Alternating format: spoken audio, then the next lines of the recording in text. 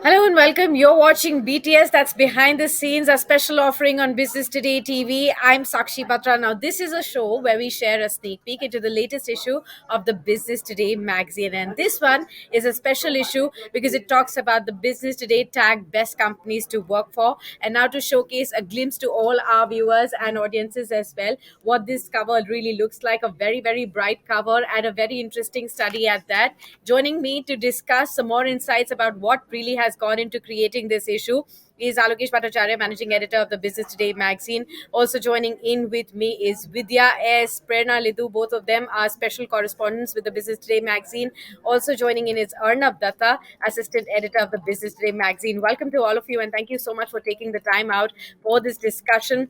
Alokesh, I want to kickstart with you. Let's begin by understanding about this survey. Help us understand how long has the survey been on for, the methodology that you work with, and the things that you've taken on into consideration while ranking some of these companies as well in this survey. Right, Sakshi, thanks a lot for this. Like many other deep surveys that BT has pioneered, best companies to work for is also one of those surveys that we were among the first to do. Right now, it's very difficult to say that we were actually the first one to do it or not, but among the first for sure because we started in 2001.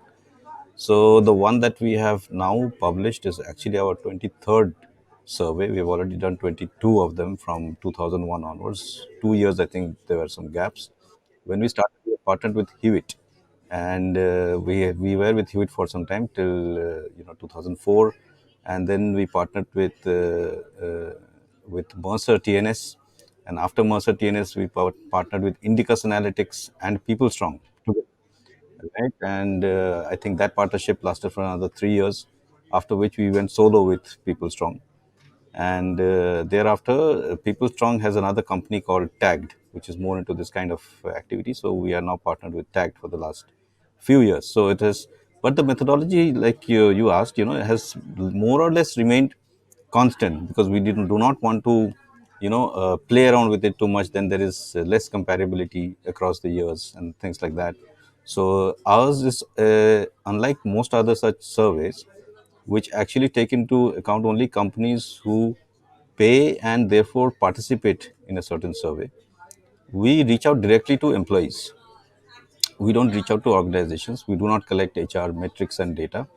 Our thing is let the organization get an inside out view of what their employees think of them vis-a-vis other companies that they think are also attractive, right, from a job prospects point of view. So we this year we have surveyed around 35,000 employees across the country, across industries. Last year it was 32, so we can gloat that we got more, this year, which is a great achievement, getting 35,000 people to fill in, and it's a fairly long survey, so a great survey to do.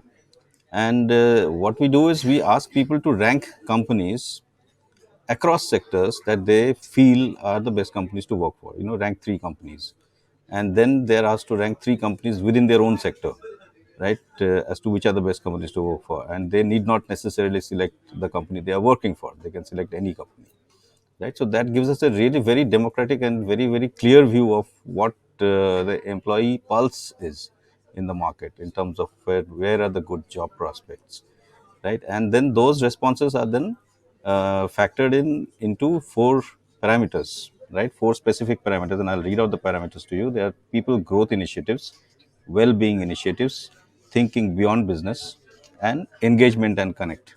And for HR professionals who are listening in, you'll realize that these are all very very critical, points for any employee to stick to an organization. So yeah, it's been a great survey, and Very important and very, very interesting and very intricate ways in which you have really found out this survey as well. So, which are the companies that have actually emerged winners here? And any surprises, any new entrants oh that you yeah, could talk about as there are some really nice trends.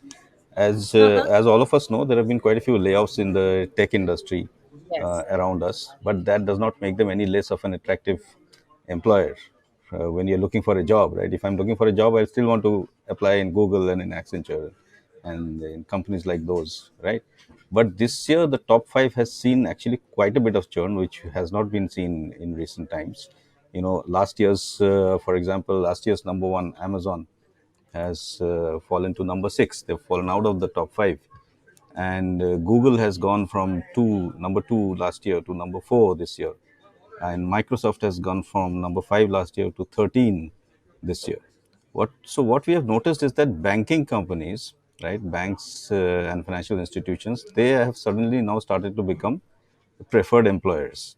So you will find now ICICI Bank at number three, where they were number 11 last year, and HDFC Bank is at number five compared to number eight last year.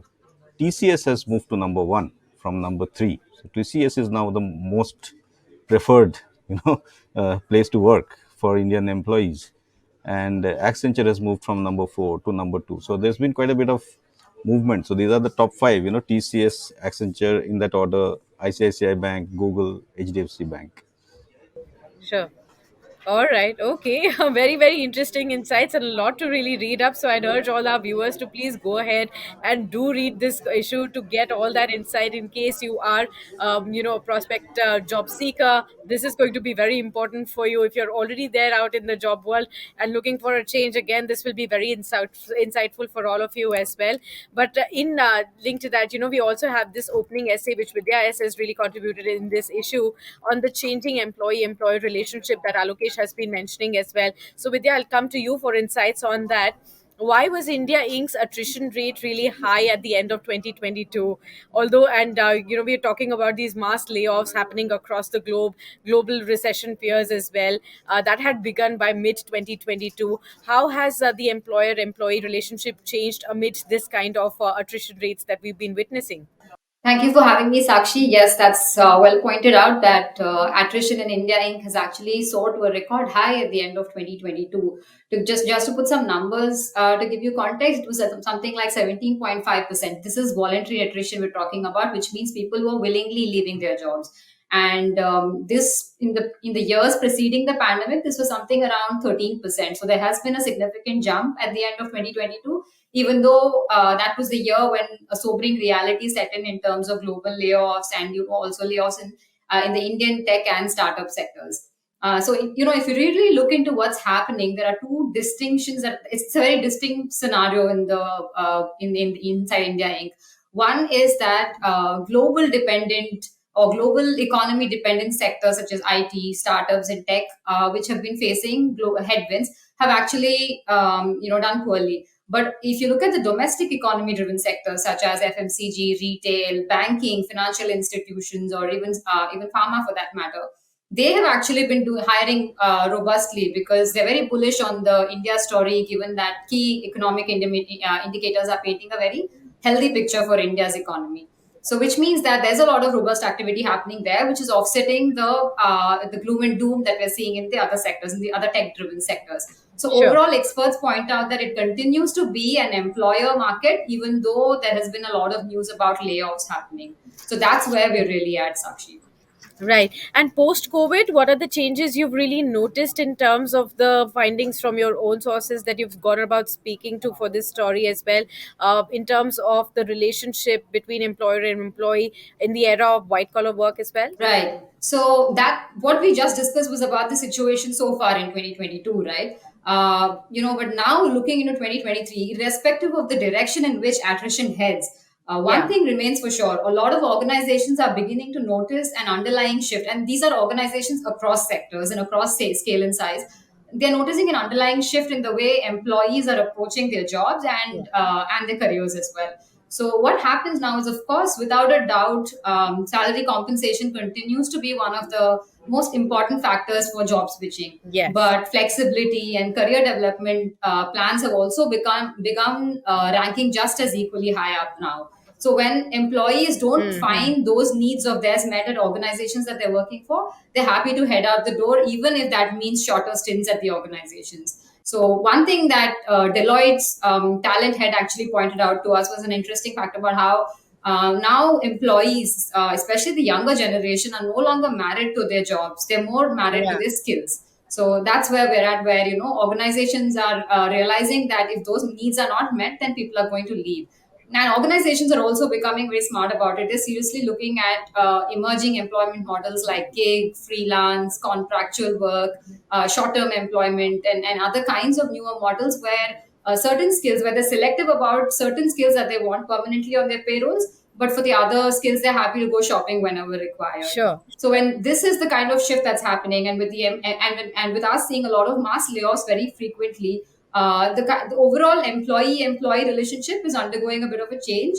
And with a lot more opportunities available now, the workforce is becoming very diversified, and the onus is again on the organizations to come up with talent retention strategies, which Yeah. will make them very attractive to different sets and different kinds of skills and roles in the market.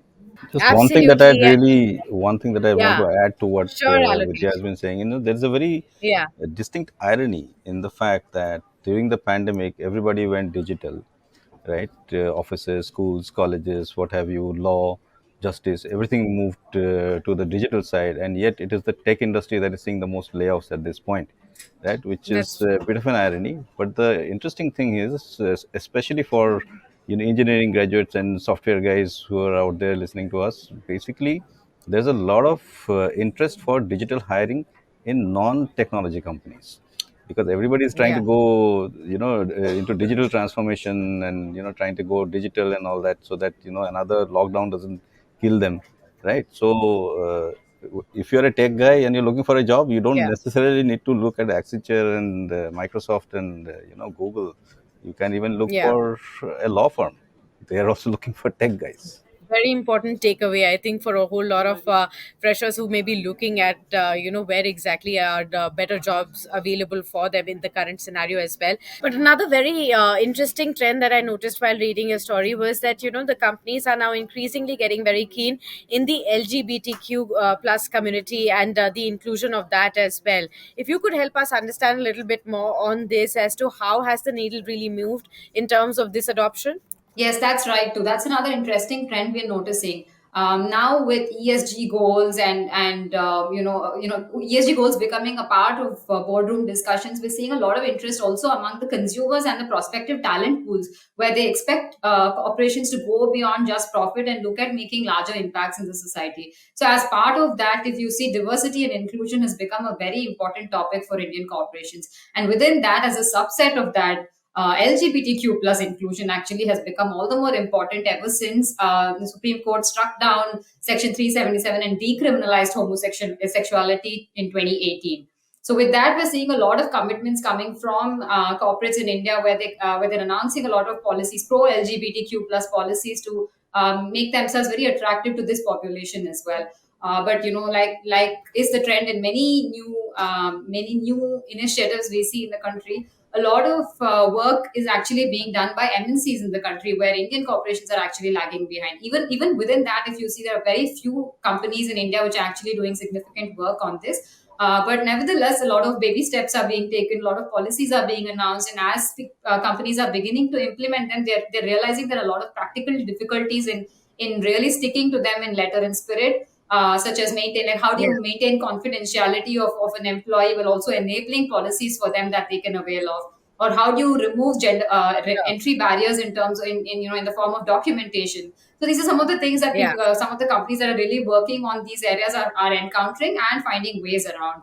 But like we have said in our article as well, as of now, if you see, India Inc. is actually less pride and more prejudice, and for things to reverse, we really require both employees and employers to come on. So thanks to Alokesh Vidya for sharing such wonderful insights with all our viewers.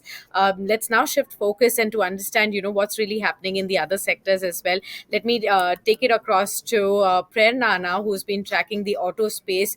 Over this entire COVID pandemic period, we've seen a lot of ups and downs for this entire sector. In fact, this has been another sector that has faced a lot of wrath and of direct impact and indirect impact, even lingering on even as we speak, even now. Tata Motors, for example, has really risen from the ashes, if I may say. It's back in focus with all cylinders firing once again. Rolled out its 5 million passenger vehicle as well. So I just wanted to understand what has changed for Tata Motors, despite all these challenges that we have seen over the last 3 years or so, and what's the secret sauce behind its turnaround now? Yeah, if I take you back just 8 to 10 years back, we had almost written off the company, and in India, it's such a tough auto market. A comeback like this needs to be appreciated and celebrated. Tata Motors was almost seen as a taxi segment with Indigo, with really successful models initially, like Indigo and Indiga moving to the taxi segment. Then there was obviously the huge disaster called Nano, which, God forbid, I don't know how no other automaker in the country would want to see something like that. First there were troubles with the factory being set up in West Bengal, and then the product wasn't received very well. So the you were really right in saying that it has actually risen from the ashes. It was really down to, its market share was down to what, 4 5%. Today it's 13.39%, almost close to the second in line, which was Hyundai, and that is at 14.51%, Yeah. which is like a really close contender. And a lot of experts are saying they won't be surprised if it sort of overtakes the number two player in Mhm. the country very soon. It could be in the next fiscal itself. So that is a huge feat. And Tata Motors, very soon, I think they recognize that there is a, first of all, there was an acceptance that went behind it from the management, and I would like to give them full credit for that. They accepted that they had a design flaw, so they looked at the younger customers. What do they want? The market was moving towards SUV, more tech savvy, feature rich car products. So they sort of diverted their focus into that. They put in a lot of cost saving measures. So I think that has really worked well for the company. And now with EVs, we all know that they're 80% of the market share, more than 80%, in fact. And with EVs, they've again shown the industry that this is how it's done in a way. They've sort of not only launched good products, but these products are really being received very well in the market. Here in Bombay, in our parking lot, I see almost every new Nexon EV being added every other day. So it's the change is visible. That's what I'm trying to say. And the company has obviously, definitely, the kind of growth rate it has seen. It grew 46% in the last fiscal, and Hyundai, if I compare it with Hyundai grew 9.6%. So that obviously shows the kind of growth rate that the company has seen, especially, and how aggressively it's going to look at its next 5 million. Absolutely. Also wanted to understand from you, Prerna, what will Tata Motors' next 5 million strategy really look like, and what can we expect going forward from it now?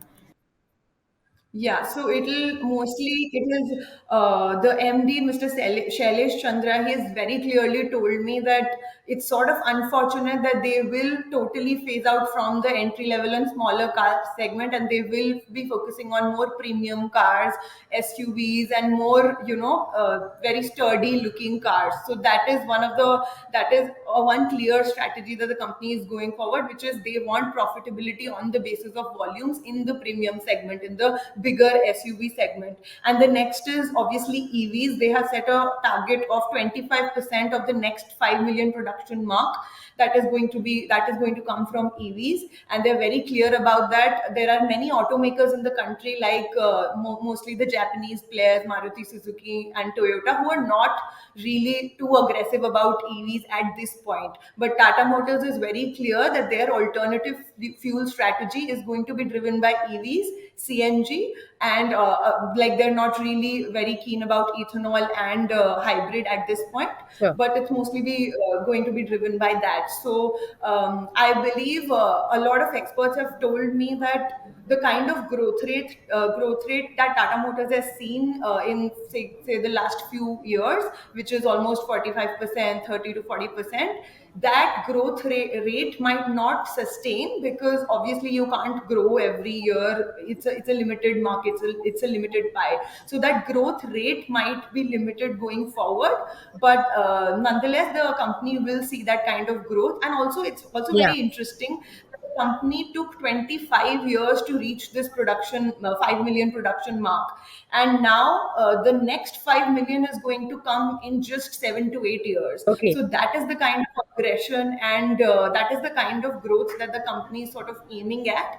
And looking at India's growth, India's economy growth, manufacturing, and all these sectors that are coming in together, I would not be surprised if the company is able to achieve its target in lesser time, even like say 5 or 6 years. All right, from the auto story, now we will move on to another sector, and that's the real estate space. And Arnab right here has written a very interesting story on the affordable housing space as well.